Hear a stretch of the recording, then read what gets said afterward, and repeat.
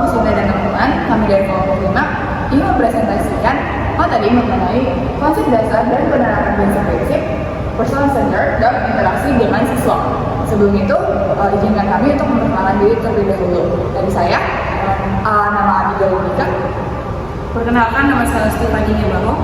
Saya Melinda Dwi Sinta Pita. Saya Siti Mulya Manuang. Dan saya Marcella Angel. Kami akan memulai presentasinya. Kita masuk ke bagian pertama, yaitu definisi dari person center. Menurut Carl Rogers, seorang psikolog, person center mengharuskan seorang individu bertanggung jawab atas perbuatan mereka dan menjadi solusi atas permasalahan lewat aktualisasi diri. Person center mengumpulkan jika setiap individu memiliki kapasitas yang unik dan dapat berkembang untuk mencapai potensi penuh mereka. Person center sendiri mau mengungkapkan bahwa semua orang layak untuk diapresiasi terdepan terlepas dari siapa seseorang itu dan sebut kapan diri mereka. Seperti itu. Oke, selanjutnya yaitu gambar umumnya, yaitu misalnya mahasiswa atau mahasiswa memiliki nilai yang buruk dan beranggapan bahwa kualitas guru tersebut tidak maksimal dalam mengerjakan bahan materi atau bahan ajar. Nah, menurut person center yang dilakukan untuk mengatasi permasalahan tersebut agar seseorang tersebut mendapatkan nilai yang berangsur baik, yaitu dengan cara menyesuaikan diri dan mencari cara agar kekurangan dari dalam diri guru tersebut tidak menjadi penghambat bagi dirinya sendiri. Misalnya, seseorang siswa itu dulunya tidak giat belajar, namun setelah dia mengerti apa bahan ajar dan materi guru tersebut dalam menyampaikannya, dia lebih giat lagi belajarnya dan mencari referensi dari sumber-sumber lain atau mencari teman atau orang lain yang bisa membantu dirinya untuk memahami materi tersebut. Baik, yang selanjutnya saya akan menjelaskan tentang prinsip-prinsip.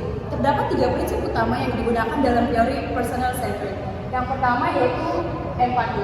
Aspek empati menjadi aspek prioritas dalam personal centered karena empati pada dasarnya adalah upaya yang kita lakukan untuk memahami orang lain, bagaimana kita bersikap orang lain dan bagaimana kita memperlakukan orang lain. Yang kedua yaitu kongruensi atau apa adanya. Kongruensi atau disebut juga dengan keaslian yang memiliki karakteristik sifat yang transparan, nyata, dan jujur dalam membantu suatu hubungan. Kongruensi menjelaskan bahwa seorang guru harus tampil apa adanya, kompeten, dan juga dapat dipercaya selama pembelajaran. Yang ketiga yaitu unconditional positive regard atau sikap positif tanpa syarat. Prinsip ini mengungkapkan bahwa seorang guru harus bersikap hangat terhadap murid-muridnya dan juga harus memberi dukungan penuh kepada murid-muridnya. Seorang guru tidak dapat membeda-bedakan antara siswa yang lain dengan yang satunya. Seorang guru harus dapat bersikap netral. Baik, selanjutnya saya akan menjelaskan tentang prinsip-prinsip penerapan person center. Nah, apa sih tujuan dari menerapkan prinsip ini? Tujuannya adalah agar para siswa itu merasa dihormati, dihargai, dan juga diperhatikan oleh seorang pendidik. Adapun penerapan prinsip-prinsip person center itu diantaranya yang pertama adalah mendengarkan siswa dengan penuh perhatian. Sebagai seorang pendidik, kita perlu mendengarkan apa yang diinginkan oleh peserta didik. Hal tersebut dapat memacu kemajuan yang ada dalam peserta didik dan juga meningkatkan kepercayaan diri peserta didik terhadap pendapat yang akan disampaikannya. Yang kedua adalah memberikan umpan balik yang positif. Sebagai seorang guru atau seorang pendidik, kita perlu memberikan umpan yang baik tanpa mengesampingkan pikiran peserta didik. Hal tersebut bisa berupa kritik yang membangun, saran, dan juga pujian atas penghargaan dan juga prestasi yang diraih oleh peserta didik. Yang ketiga, menyediakan lingkungan yang aman dan juga mendukung bagi siswa. Nah, menyediakan lingkungan yang aman itu bisa berupa lingkungan fisik maupun emosional. Lingkungan fisik tentunya kita harus menyediakan lingkungan yang aman. Sedangkan untuk secara emosional kita dapat mendukung berbagai pendapat dan disampaikan oleh siswa agar siswa itu tidak merasa kekurangan pemikiran dan juga bisa menyampaikan semua aspirasinya. Lalu yang keempat adalah menghormati keunikan dan perbedaan siswa. Nah, setiap siswa itu memiliki bakat dan juga keunikannya masing-masing. antara siswa satu dan juga siswa lainnya itu memiliki perbedaan. Nah, kita sebagai seorang pendidik tentunya sudah harus menghormati dan menghargai apa yang berbeda dari setiap siswa. Lalu yang terakhir adalah menyediakan pilihan dan memberikan kontrol kepada siswa. Hal tersebut ditujukan agar kita dapat memberikan kepercayaan kepada siswa agar siswa tersebut tanggung jawab atas apa yang dipilihnya.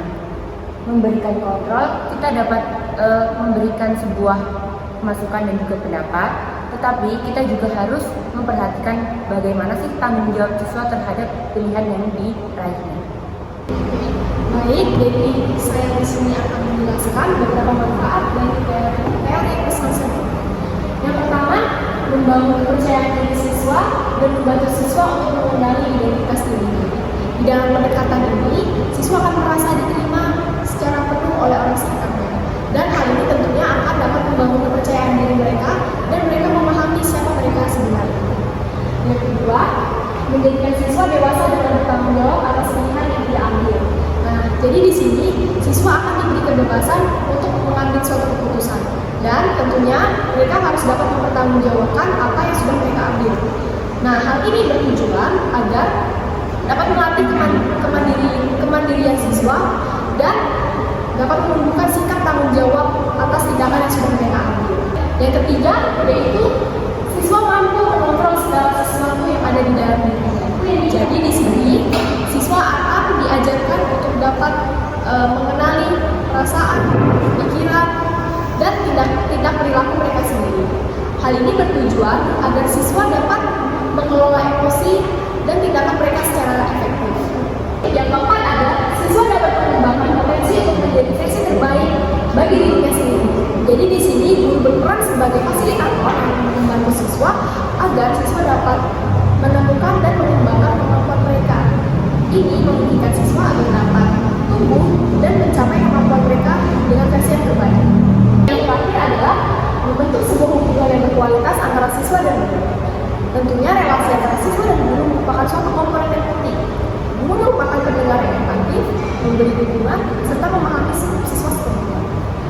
Hal ini bertujuan agar dapat menciptakan suasana belajar yang aman dan mendukung, sehingga siswa dapat belajar dengan nyaman. Baik, itulah presentasi dari kelompok kami, yaitu kelompok 5. Semoga apa yang kami presentasikan dapat bermanfaat bagi